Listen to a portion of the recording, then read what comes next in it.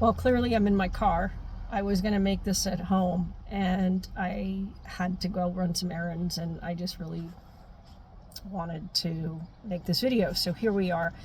Uh, grief. Grief. It's real. We've all felt it. And I put my dog, my pug, Max, down last night after 15 years. I miss that little guy. That was a hard one. And there's a saying, something like, grief is all this love that we have to give, but we don't have that person, or in this case, my dog, to give it to. And you just have to feel it, right? You can't rush it. You could run away from it. But I'm going to honor him and all the years we had together and feel the grief. He was mostly kind of a pain, but he was pretty darn cute. I don't know if I can add a picture of him after I post the video. I'll look that up, see if that's possible. A lot of pugs get fat and ugly, quite frankly. He got gray, and he gained maybe an extra 2 pounds, but he really wasn't those. I always think they look like balloons, like somebody went and the pug went poof. He had a good life. He had a really good life, and he had me and my kids, and we have another dog, Mango.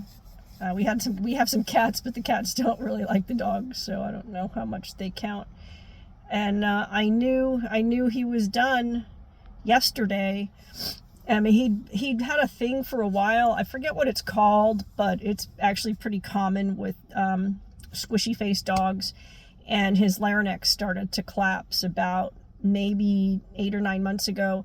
And I took him into the vet, and they said because of his age, they couldn't really do anything. There was a surgery called a tieback.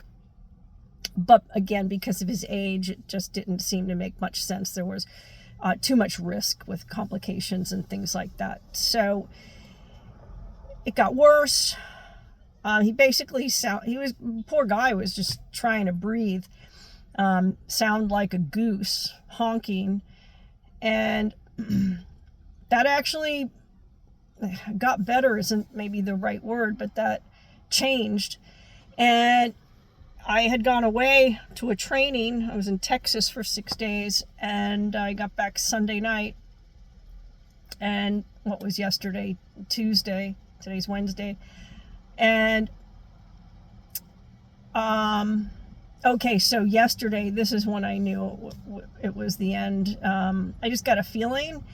And then when I fed the dogs breakfast, this guy's front and center. I mean, if I'm late, I get the look like, hey, lady, we have breakfast at 6 a.m. and it's 6:10 and you're fired. Well, he wouldn't fire me because I was the food lady. And I put out the food, and he ate a little bit of it, and then he walked away, and I thought, that never happens. I actually can't even leave him alone with the other dog. Her name is Mango, because if Mango walks away from her food, which she often does, he'll just eat it. He'll eat till he throws up. Or he would anyway. So I thought, okay. And then I had errands to run and things like that. And then last night, when I fed him dinner, or attempted to, he didn't walk over for his bowl. So I brought it to him, put it right under his little beautiful squishy face, and maybe a bite or two. And by now he seemed really labored in his breathing. And then he got up from his bed that he loves, and he went to the bottom of the cat tower. He'd never done that. Avoids the cat tower. And so anyway, made that decision. So grief, right? Comes in waves. You feel good. You feel like it's past. And then it comes back. And it's not the first time I've lost somebody I love, human. It's the first time for a dog. I never really had a dog. Anyway, if you're watching this and you've been through it, you know what I mean. And if you're going through it, just breathe.